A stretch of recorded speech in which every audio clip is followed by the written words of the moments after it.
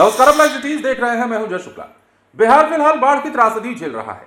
बिहार के कई जिले हैं जो बाढ़ के पानी में घिरे हुए हैं और बिहार की 14 से 15 लाख की जो आबादी है वो बाढ़ की त्रासदी झेलने को मजबूर है। लेकिन क्या आप आकलन कर सकते हैं कि इस बाढ़ में सबसे ज्यादा नुकसान किसका हुआ है?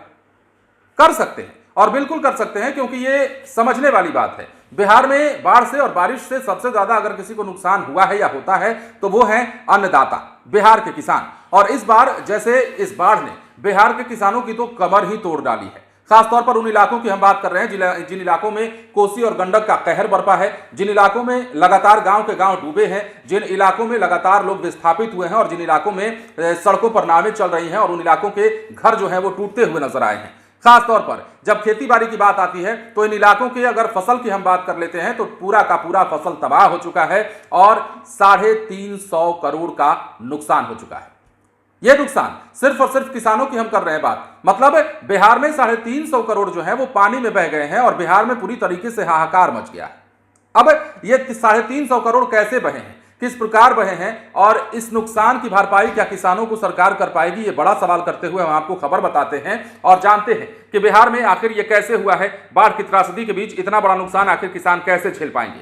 अब देखिए, बिहार में बाढ़ के कारण किसानों को लगभग 350 करोड़ की मछली और मखाने की फसल के नुकसान का अनुमान है। इसमें मछली का ही 300 करोड़ क्षति अनुमानित है। उत्तर बिहार के 16 जिले बाढ़ से प्रभावित हैं और इसी इलाके में अधिक मछली पालन होता है। बाढ़ आने से तालाबों की मछलियां बह गई हैं तो वहीं 20 से 30% मखाने की फसल तालाबों में ही थी।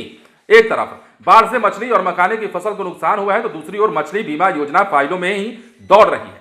पिछले साल पशु और मत्स्य संसाधन विभाग ने मछली बीमा योजना लागू करने की तैयारी की थी, लेकिन बीमा एजेंसी चयन प्रक्रिया पूरी नहीं होने के कारण ये योजना लागू नहीं हो पाई। तो मतलब बीमा योजना भी लागू नहीं हो पाई और इसी प्रकार मखाना योजना भी नहीं।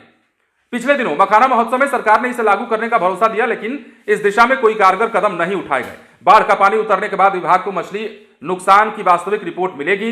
राज्य में 2023-24 में कुल 8,73,000 टन मछली का उत्पादन हुआ था। बाढ़ प्रभावित 16 जिलों पूर्वी चंपारण, पश्चिम चंपारण, अररिया, किशनगंज, गोपालगंज, शिवहर, सीतामढ़ी, सुपौल, सिवान, मधेपुरा, मुजफ्फरपुर, पूर्णिया, मधुबनी, दरभंगा, सहरसा और सारण में 4,51,000 टन मछली उत्पादन हुआ था और सिर्फ मधुबनी और दरभंगा में ही ज्यादा मछली का उत्पादन हुआ। बाढ़ से 224-225 में मछली उत्पादन पर भी असर पड़ सकता है। अब देखिए, मछली बीमा योजना लागू होती तो 1 एकड़ तालाब में मछली नुकसान होने पर 60,000 से अधिक रुपए तक की राशि मछली पालकों को मिल जाती या 60,000 से 1 लाख तक की राशि का प्रावधान था।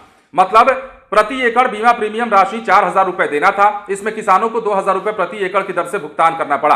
अब देखिए, बाढ़ की विस्तार से स्थिति अगर हम जान लेते हैं तो खगड़िया में भी पानी फैल जाने के कारण अब लगभग 15 लाख जो लोग हैं वो बाढ़ से प्रभावित हो चुके हैं। अब तक 2,60,000 पीड़ितों को एसडीआरएफ और एनडीआरएफ ने निकाला है। एसडीआरएफ की 17 और एनडीआरएफ की 16 टीमें इस काम में जुटी हैं। इसके अलावा वाराणसी और रांची से 3-3 टीमें बुलाई गई हैं। 975 नावें चल रही हैं। 340 सामुदायिक रसोई से 2,10,000 लोगों को भोजन कराया गया है। 18 राहत शिविरों में करीब 6200 लोग शरण लिए हुए हैं। 9 बोट एम्बुलेंस से चिकित्सीय मदद पहुंचाई जा रही है और ये हाल उन तमाम जिलों का है जिन जिलों में बाढ़ की त्रासदी है। सिर्फ खगड़िया ही नहीं, सिर्फ एक इलाका नहीं, कई इलाके हैं। चाहे बगहा की बात कर लें, गोपालगंज की बात कर लें, दरभंगा की बात कर लें, मोतिहारी की बात कर लें, हर तरफ हाहाकार मचा हुआ है। और अब तक जो कोसी और गंडक बराज से छोड़ा गया पानी है, जो पानी अब भी निकल रहा है, उस पानी का असर इलाकों में देखने को मिल रहा है। बने रहें लाइव सिटीज के साथ। धन्यवाद।